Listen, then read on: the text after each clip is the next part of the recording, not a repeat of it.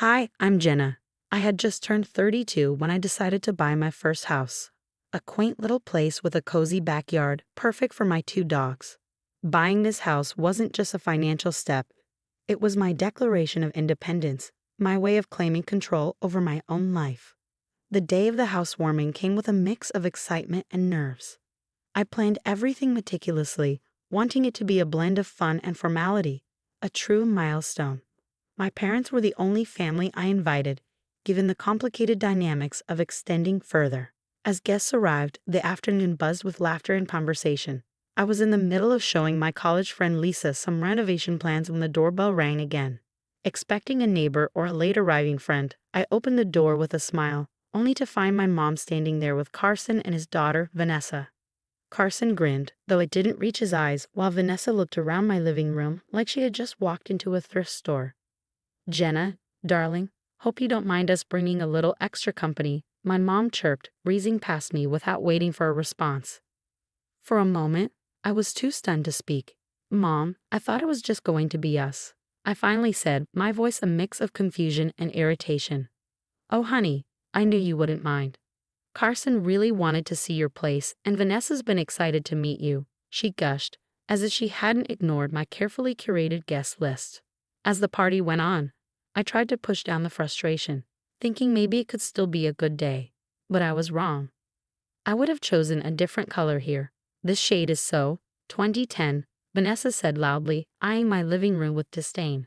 My friends, caught in the moment, exchanged awkward glances as the room fell silent. My cheeks burned with a mix of embarrassment and anger. This was supposed to be my celebration, my moment. I couldn't let her ruin it. I turned to Vanessa, forcing a tight smile. "Well, not all of us need to follow the latest trends to feel good about our homes. Some of us prefer something more timeless," I replied, sharper than I intended. But it didn't end there. "Why would anyone arrange their living room like this? It's almost like she's never heard of interior design," Vanessa quipped. That was it. I couldn't hold back any longer. My friends, clearly uncomfortable, watched as I marched over to Vanessa. The room grew tense. "You know, Vanessa, if you have suggestions, I'm all ears. But maybe you could share them without insulting my choices in front of my guests," I said, my voice calm but firm. Vanessa blinked, surprised, then scoffed. "I'm just saying what everyone's thinking. No need to be so sensitive." Judging by the supportive looks from my friends, they weren't thinking anything of the sort. Despite the awkward tension, I could feel them backing me up. Just as I thought things would cool down, my mom pulled me aside, her face tense with anxiety. "Jenna, could we talk in private?" she asked softly.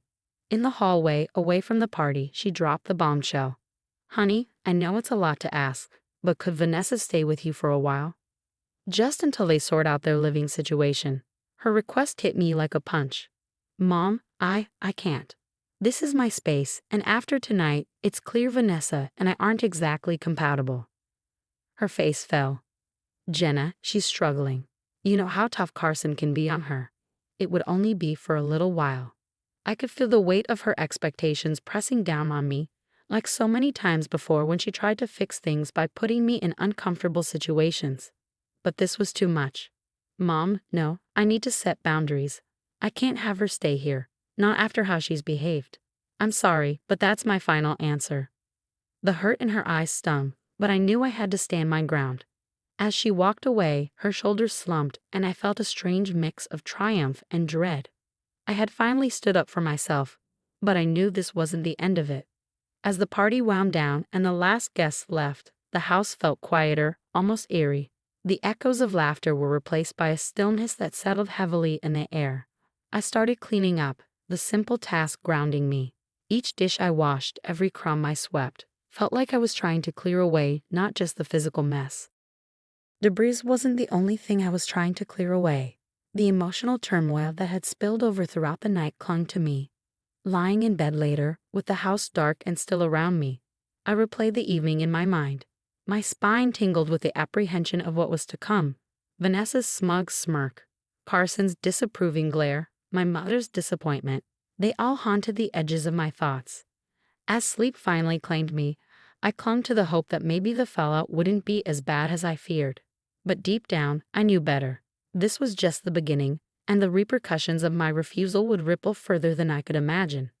The next morning started out ordinarily enough: coffee, a quick scroll through emails, and a mental to-do list for the day. But that normalcy shattered with a ping from my phone, a security alert from my home system. Panic gripped my chest as I viewed the live feed. Someone was at my house. I rushed home, my mind racing with possibilities. Nothing prepared me for what I found. The locks had been changed. My key was useless against the new mechanism. Peering through the window, my blood boiled as I saw Vanessa lounging on my sofa, a smug smile plastered across her face. "What are you doing in my house?" I shouted through the door. The door swung open, and there stood Carson, grinning wide and unwelcoming. "Oh, Jenna, we thought we'd take you up on that offer to stay. After all," he sneered, his voice dripping with mock sympathy. "There was no offer, Carson. Get out of my house now," I snapped, my voice sharp with a command I hoped would cut through his arrogance. Carson leaned lazily against the doorframe, his posture relaxed in stark contrast to the rising anger in my voice. Now, Jenna, let's not be hasty. You wouldn't want to upset your mother, would you? You know how she feels about the police." His words hit their mark. Carson knew exactly how to manipulate the situation. My mother had a deep-rooted fear of the police, stemming from a traumatic incident in her past, and Carson wielded that knowledge like a weapon. But I couldn't let that stop me. This was my home, my sanctuary. Taking a deep breath, I pulled out my phone. "I'm calling the police, Carson. You can't just break into someone's house and change the locks." His smirk faltered, uncertainty flickering across his face as I dialed.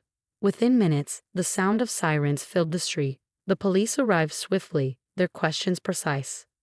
Carson and Vanessa's attempts to spin the situation fell flat against the legal reality of their actions. "I have every right to secure my property," Carson argued, though his confidence waned under the officer's unimpressed gaze. "The locks were changed without permission, and she was not notified," an officer said, making notes in his book. The law was clear. Carson and Vanessa had no leg to stand on. The eviction was quick. Carson and Vanessa were escorted out, their protests muted by the firm instructions of the police. Watching them leave, I felt a mix of relief and sorrow. Relief that my home was mine again, sorrow for the inevitable fallout this would cause with my mother. As the police wrapped up their report, one officer lingered. "Are you going to be okay?" he asked, his tone kind. I nodded, though my heart was heavy. "Yes, thank you. I didn't have a choice." He offered a sympathetic smile before leaving. Once the door clicked shut behind him, I stood in the quiet aftermath. The house felt larger and emptier, the space that was almost taken from me suddenly overwhelming. I walked through each room, reaffirming my presence in the place that had been violated. The weight of the day pressed down on me, a reminder that the battles were far from over. Carson and Vanessa might be gone, but the repercussions would ripple through my family, possibly irreversibly. Yet despite the turmoil, a stubborn flame of defiance flickered within me. This was my home, and I would fight for it, no matter the cost. The silence of the evening was shattered by the sharp ring of my phone. My heart sank as I saw my mother's name flash on the screen. I braced myself for the inevitable conversation. "Mom," I answered, my voice barely above a whisper. "Jenna," she began, her tone thick with emotion. How could you do this to Carson and Vanessa after everything they've been through?" Her words cut deep. I struggled to keep my voice steady. "Mom, they broke into my house. They changed my locks. What was I supposed to do? Just let them take over my home?" "You could have handled it differently, Jenna. You know how I feel about the police," she replied, her voice trembling with a mix of anger and disappointment. "Mom, I didn't have a choice. They left me no choice. This is my home, and I had to protect it," I said, frustration creeping into my tone. There was a long, heavy pause, the weight of her next words hanging between us. "I can't believe this. I thought you understood, Jenna. I thought you cared more about your family." "I do care, Mom," I whispered, "but shouldn't my safety and my rights matter too? Why is it always about what I can do for others, never about what's right for me?" The questions tumbled out, years of suppressed feelings fueling my words. "You just don't get it, do you?" Her voice cracked, laced with a mix of anger and sorrow. "I can't support this. I can't be part of it." My throat tightened. "What are you saying?" I asked, dreading the answer. "I think it's better if we don't talk for a while. I need to think about all this. Her final words cut through the air before she ended the call, leaving behind a silence that felt like a void. The phone slipped from my grasp, clattering to the floor. My mother, my lifelong anchor, had cast me adrift over this. I sank into the couch, the soft fabric offering no comfort. Looking out the window, the night stretched on endlessly, and the once comforting contours of my home now felt alien, reshaped by the day's events. Thoughts swirled in my mind of family loyalty, manipulation, and the personal cost of standing up for myself. Was there another way I could have handled it? A path that wouldn't have led to this rift? As the night drew on, I wrestled with those questions. Manipulation wasn't just about coercion. It was about making someone feel guilty for holding their ground. Carson had used my mother's fears to control me, and now my mother was unintentionally doing the same with her disappointment. By dawn, a quiet resolve had settled over me. Protecting my emotional and psychological space was just as vital as defending my physical one. The rift with my mother was painful, but it was necessary for my growth. Standing in the stillness of the early morning, I knew that while the battle for my home was over, the journey to reclaim my life had just begun.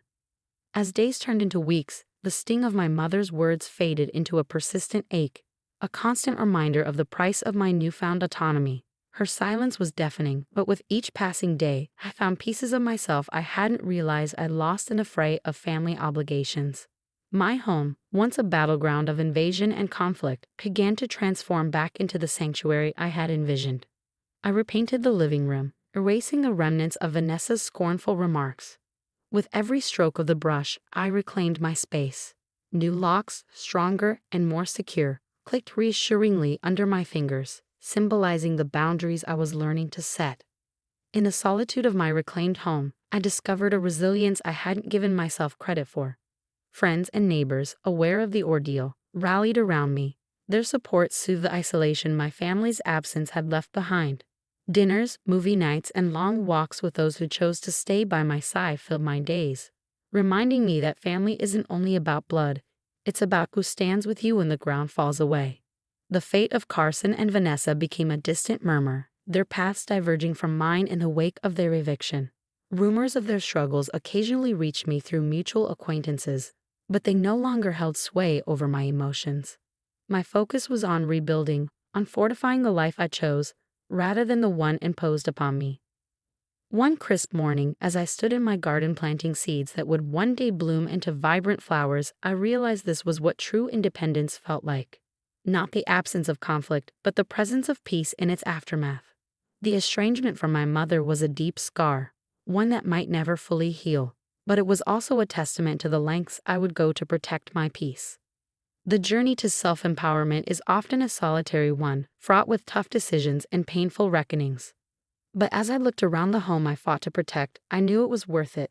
Here, in my home space, I was free to live life on my terms, surrounded by those who respected and supported my boundaries. This wasn't just a house, it was my declaration of independence.